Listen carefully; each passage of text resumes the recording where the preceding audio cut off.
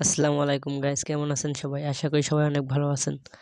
তো এই ধরনের ভিডিওগুলো কিভাবে এডিট করবেন চলুন আজকে এই ভিডিওটির মাধ্যমে দেখে আসি। ভিডিওটি শুরু করার আগে একটি রিকোয়েস্ট, আপনি যদি আমাদের চ্যানেলে নতুন হয়ে থাকেন অবশ্যই আমাদের চ্যানেলটি সাবস্ক্রাইব করে পাশে থাকা বেল আইকনটি অন করে দেবেন। তো চলুন আজকে এই ভিডিওটি শুরু করা যাক।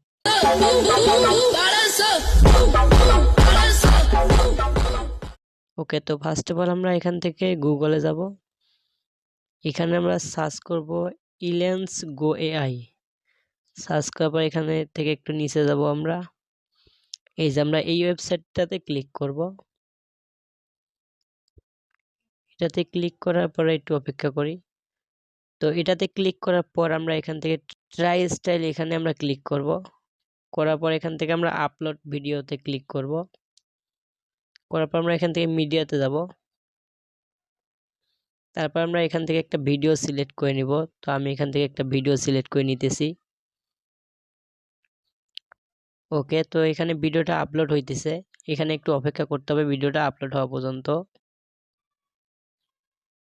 ওকে, তো দেখতে পাচ্ছেন আমাদের ভিডিওটা আপলোড হয়ে গেছে।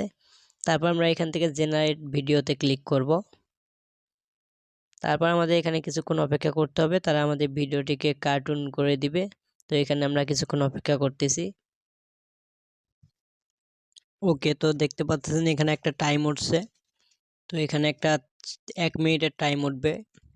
আমি এটা টাইমটা স্কিপ করে দিয়েছি যাতে ভিডিওটা লং না হয়।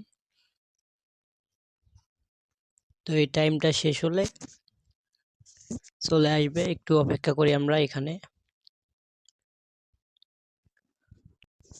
ওকে, তো দেখতেই পাচ্ছেন আমাদের ভিডিওটা চলে আসছে। তো এর আগে আমি একটা বানাইছিলাম, এখন আর একটা বানাইলাম আপনাদের সামনে। তো আমরা এখান থেকে একটা ভিডিওতে ক্লিক করি। এই যে এখানে আমরা ডাউনলোড অপশন দেখতেছি, তো এখান থেকে আমরা ডাউনলোড করে নিব। তো দেখতেই পাচ্ছেন এখানে ডাউনলোড অপশনটা শো করছে এখানে। ওকে, তো আমাদের এটা ডাউনলোড হয়ে গেছে।